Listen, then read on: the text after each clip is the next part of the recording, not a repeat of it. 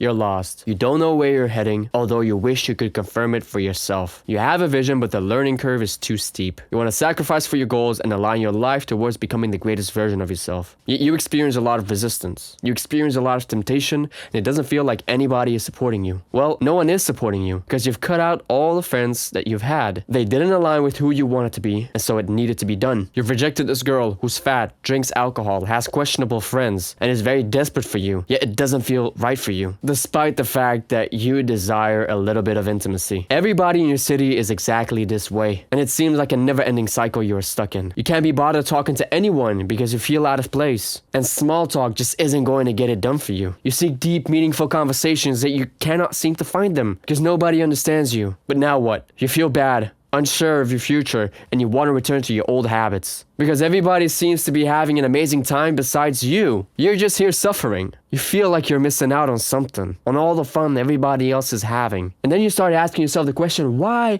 am I even suffering? And that's when you remind, oh yeah, I suffer because I respect myself. And I want to be of true meaning instead of a waste of space. I don't want to end up working a mediocre job, being surrounded by mediocre people who share only one common value, and that is, let's meet up in the weekend, and let's get drunk, let's get high, let's waste our time, and finally feel like we are having fun instead of being at our jobs. And so it's a lonely path. Everybody thinks I'm crazy, and they tell me to slow down. But why should I listen to them? Just to end up like them? No, I reject living like them. I reject ending up in the same position that they are in and living the same life like them. And you should always hold yourself up to that standard. And never think that you are missing out on something, because you are setting your future self up to become the greatest version of yourself. You are setting yourself up to have an amazing life. The life that you want to live, not the life that they want to live. And you should never lower your standard for somebody else or to fit into some kind of group, because there is a group of people who are just like you, and most likely you will not find them right away. No, of course not. It takes time to find the right people, because they're in the same position as you and they're still working their way up. When you're between the ages of 18 to 25, it's a struggle to not drift off the path that you are walking on, because the barrier to temptation and the life that you want to live is so huge, it's still so wide apart. You're not really seeing a huge return on investment for all the efforts that you are putting in, and you want to avoid making the same mistakes that I did. Now, in the past, I wanted to fit in with everybody because I felt like I was a lonely kid. I felt like I needed people around me. I felt like I was just a strange kid, and I just needed somebody to be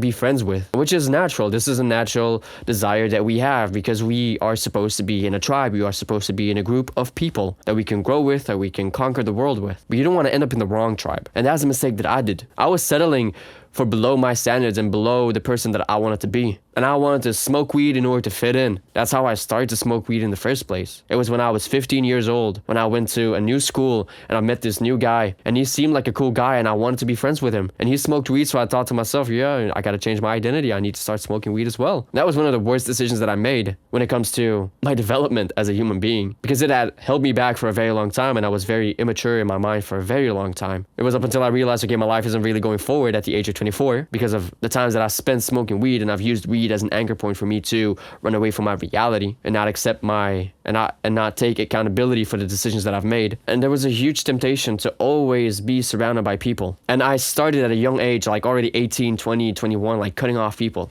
cutting off everybody that was irrelevant to me, cutting off everybody that didn't align to becoming my greatest self, that didn't align to my values, that didn't align to the person that I wanted to be, to the life that I wanted to live. I didn't want to have liars around me. I didn't want to have people who were dishonest. I didn't want to have people who couldn't keep a promise. And I always became pissed off when I met people who couldn't keep a promise. I had like this friend who, it was like this guy in my life who was actually very talented. Like he had a lot of skills, but he was always late. He couldn't keep his promise. I couldn't rely on him. We were supposed to make music in the studio. He didn't show up and he went somewhere else and he didn't let me know. Now I was just here waiting to work with him, and he just left me behind. Like he just put me on the side, and I couldn't tolerate disrespect like that.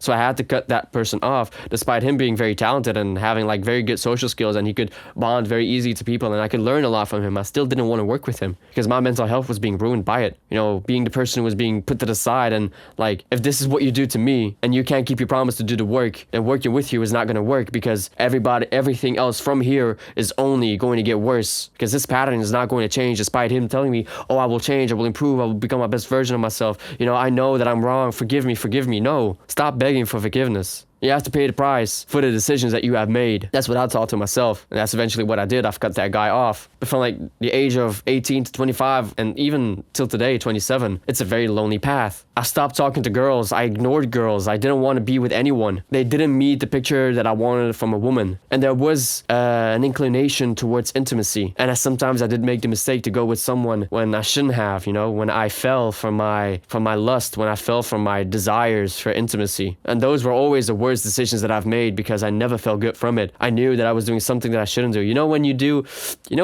you lie to somebody, when you know that you shouldn't be lying, you simply said the truth and you feel so guilty.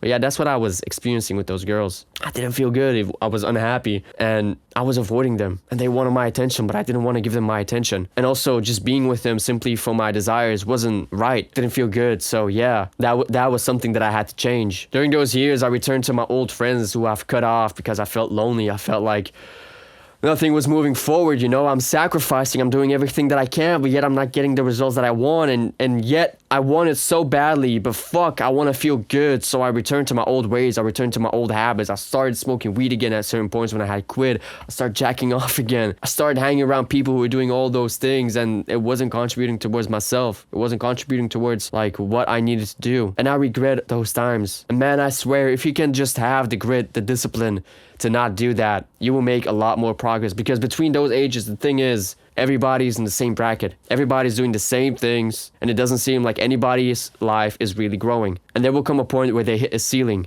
And when you choose the harder life that eventually will make your life easier, which is being disciplined, which is quitting the bad habits, which is making sure that you learn, that you study, that you improve. When you pass the age of 25, you will start to really see the gap between you and them. Because you now have knowledge that they don't have. Yeah, they have a lot of knowledge on how to pick up girls. They have a lot of knowledge on how to go to parties, on how to get drunk, on how to waste their time. But you now have knowledge that they don't have. You've been learning about building a business. You don't have to start learning that when you're 27 or 25. Because you've already been doing that. You've already been taking action. You've already been improving yourself. You've been improving your social skills in the right way. You've been setting yourself up so that in the future you can have all the things that you want. Instead of wasting your time, wasting away and getting drunk, high, ruining your sleep, ruining your mental health. Like, how many people do you meet who are extremely unhappy at the age of 25? Like, maybe you haven't, but I have. I meet a lot of people even past that age who are 30, 32, and then when I ask the question, like, what happened? When I just get into a random conversation about them with their lives, they talk about all the things that they did in their young years, and it said, oh, I don't regret it because I had an amazing time. But your life is shit right now. What are you talking about? Your life is shit right now because you've been doing the wrong things, and you feel guilty, but you don't want to accept it, so you keep running away from it. And you have to be brutally honest with yourself between those ages. If you have a vision, you have to align yourself to that vision. You have to align yourself to that goal. You cannot drift away from that. And it's going to be hard. It's going to be difficult. But you have to do it because it will pay off. Because when the gap starts to narrow based off of the momentum that you have been building up, they're all going to be looking at you. And they said that you were crazy, but you're getting that what they wanted. You're getting results that they wanted. They may have been getting short-term results in that moment itself, and it felt like you weren't really growing, and you felt really bad, and you felt like you were making the wrong decisions. But no, you are making the right decisions because you're setting yourself up to have future success, not to have temporary success. And the life of the ambitious is filled with pain. The life of the ambitious is filled like that. If you have a vision, you have to strive for that vision. You have to do that what is necessary in order to get there, and there will be temptations. You have to step away from it. I want you to start taking action right away when you're 18, not when you're 25. No, I had a huge moment of realization when I was smoking weed in my garden. All the wrong decisions that I was making then compounded in that moment. And that's when I realized, like, fuck, I haven't been respecting myself properly, despite saying that I did. I was making some good decisions, but I had a hard time being disciplined. Because now, with all the efforts that I've put in, like from the beginning already, but especially in the last 2 to 3 years, that has finally been able to result in me in having a very, very good and very strong mindset. In comparison to most people that I meet, to be very optimistic.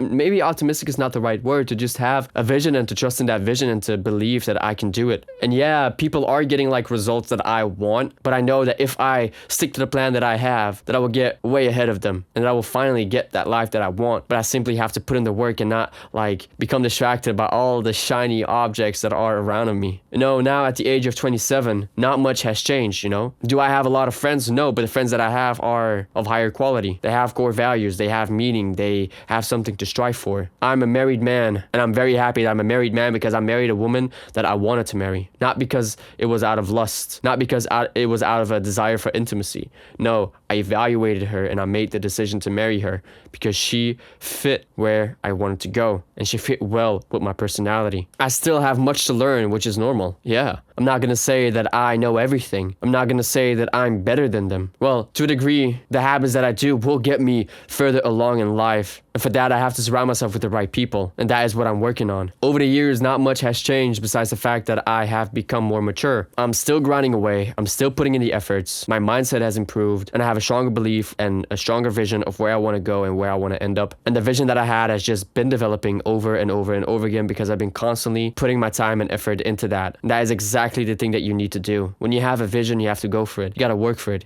You got to make sure that you align yourself completely to that vision. And yeah, you will stumble, you will fall. There will be temptations and you will fall for it. But you have to avoid it, reject it, ignore it as much as possible. Well, not ignore it, but reject it. Like willingly, consciously, actively reject all the degeneracy that is around of you. Because if you know that that is not the life that you want to live, then don't live that life. It could give you like nice life experience, but that's not the life experience that you want. Because the life experience that you want lies behind a wall of discomfort. It comes from the life that you are setting yourself up to have. And so you must align yourself to live towards that life. You should never settle for something that is below your values. Don't settle for comfort. Don't settle for something that you don't want to have. Because at the end of the day, you will have to kill it anyways. You will have to cut it off, push it to the side, and move on. So why invest your time into something that wasn't aligned to your values in the first place? You know, that sounds stupid. You don't want to make stupid decisions like this. You have to be patient with the results because over time they will eventually pay off. Maybe this is a nice mindset for you to have. You're only a black sheep in a room filled with white sheep. But the moment you put yourself in a room with other black sheep, you blend in perfectly. And the other black sheep are the other ambitious people who are working really hard, sticking to their values, sticking to their morals, not settling for less, living up to their standards, and giving it their all. Those are the people that you want to surround yourself with. And as a result, it becomes a room of sheep, regardless of the color. So I'm going to leave it at this. I want to wish you a very nice day. And remember that you are 100% responsible for the results in your life. Make the hard decision today, and I'll see you in the next one. All right? Bye-bye.